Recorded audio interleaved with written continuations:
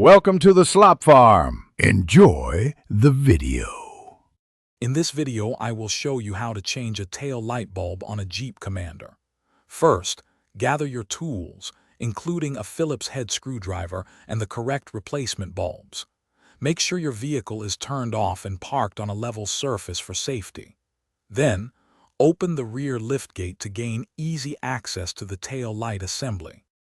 Now, let's remove the tail light assembly. You'll find two screws securing it to the vehicle's body. Use your Phillips head screwdriver to carefully remove these two screws. Once the screws are out, gently pull the entire tail light assembly straight back, away from the vehicle to release it. With the assembly removed, it's time to replace the faulty bulb.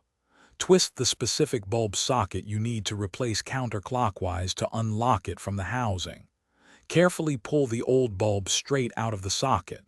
Then, insert the new replacement bulb firmly into the socket, ensuring a secure fit. To finish up, reinsert the bulb socket into the housing and twist it clockwise to lock it. Carefully align the tail light assembly with its mounting points and push it firmly back into place. Reinstall the two Phillips head screws to secure the assembly.